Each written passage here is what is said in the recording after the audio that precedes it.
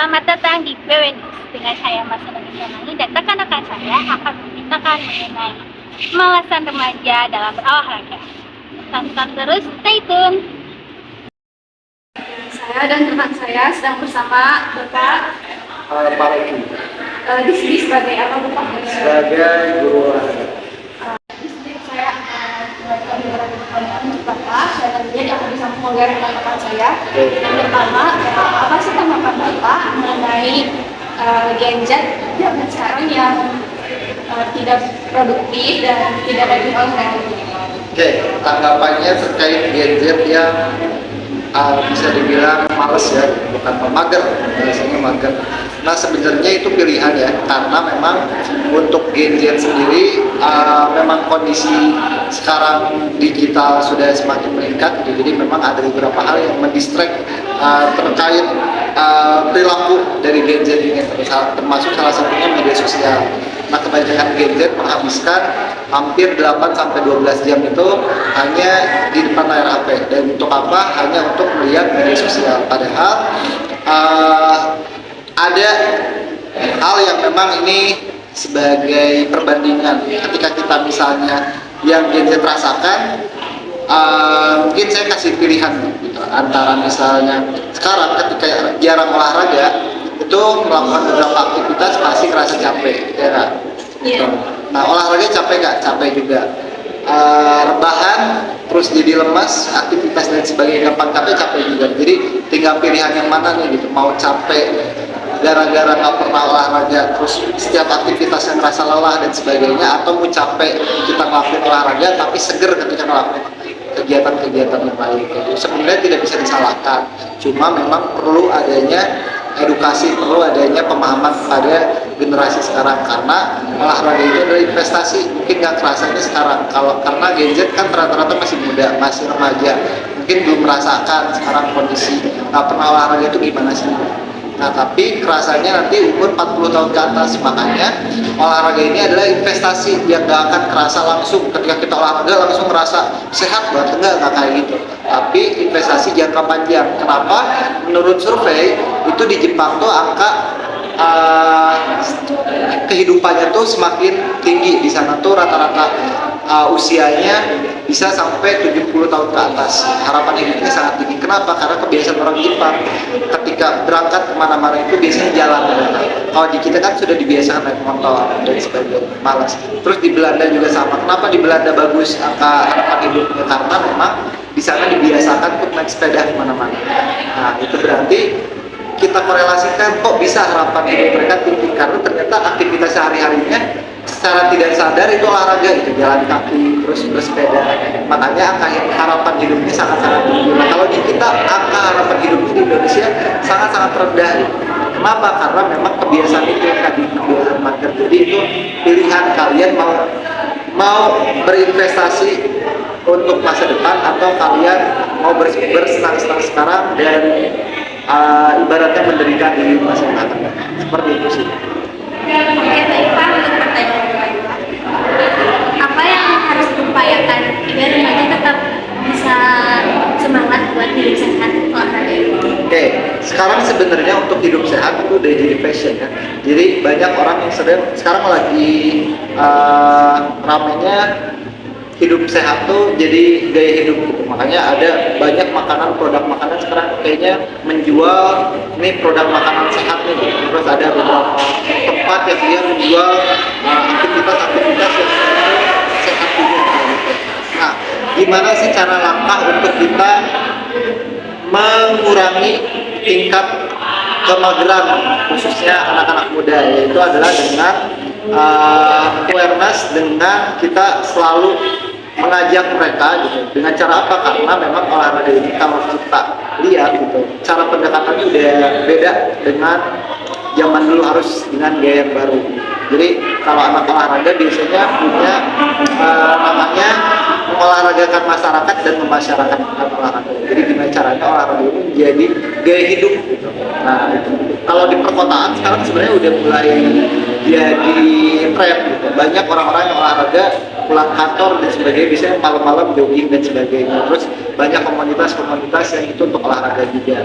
Tinggal kita mengemas gimana caranya olahraga itu menjadi hal yang menyenangkan. Jadi olahraga itu bukan cuma olahraga yang sekedar capek dan sebagainya.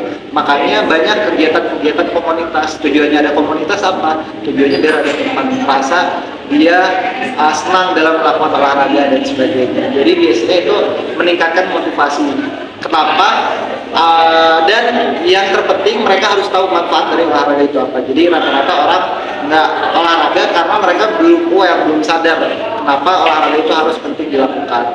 Padahal ketika kita sudah merasakan dampak negatifnya kepada tubuh kita, jarang olahraga itu biasanya orang baru menyesal kenapa olahraga. Jadi gimana caranya olahraga ini kita buat menjadi sesuatu yang menyenangkan, joy of movement. Jadi gerak tapi happy gitu. Kalau kita ingat mungkin dulu zaman kita kecil kita permainan entah itu ucing-ucingan, entah itu soda dan sebagainya, kita olahraga tapi happy. Kita nggak pernah ngerasa itu bahwa itu olahraga gitu. Tapi kalau udah dewasa sekarang mau permainan kayak gitu kan gengsi, terus nggak ada teman dan sebagainya. Makanya perlu wadah itu adalah ya tadi komunitas tadi. Makanya sekarang lagi dibincangkan nih olahraga tradisional.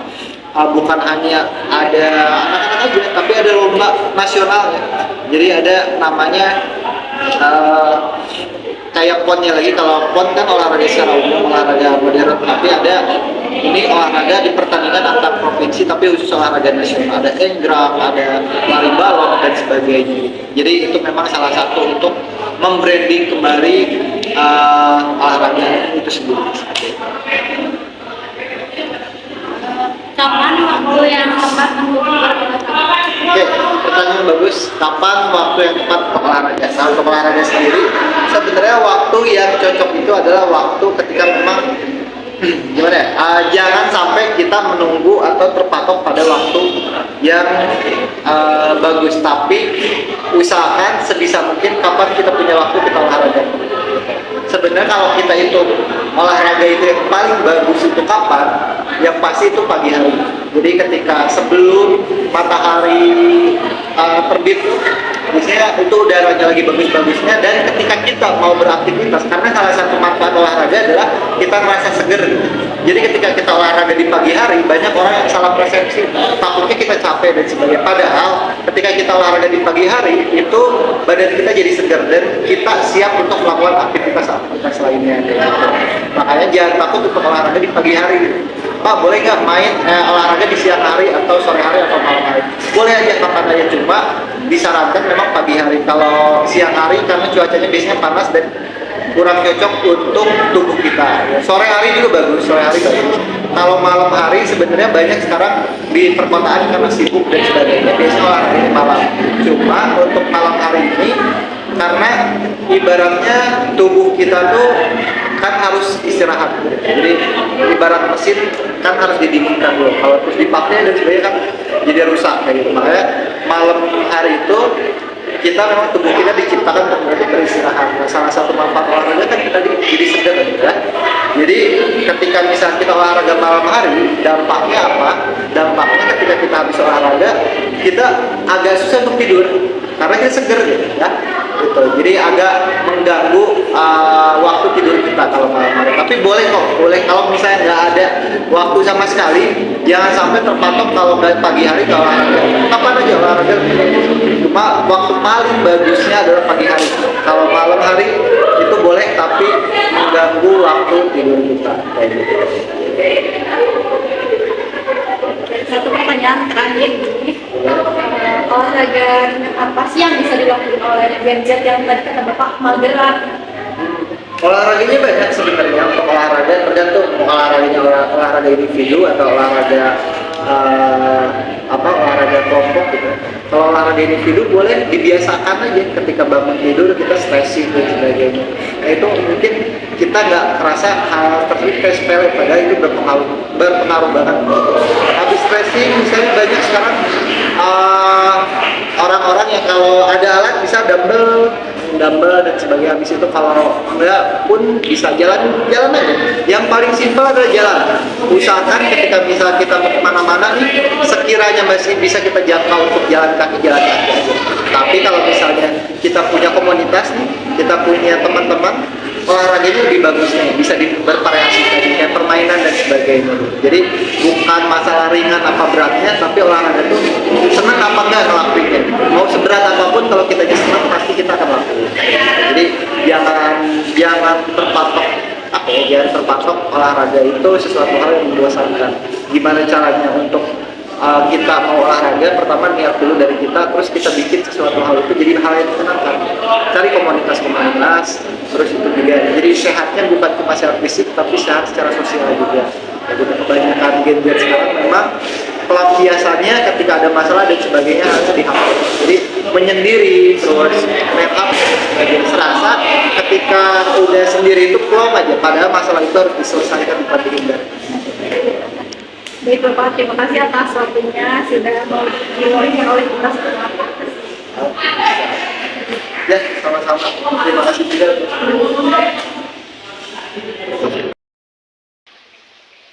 Nah, karena itu WHO memberi rekomendasi untuk aktivitas fisik yang berbeda-beda di setiap kelompok umur.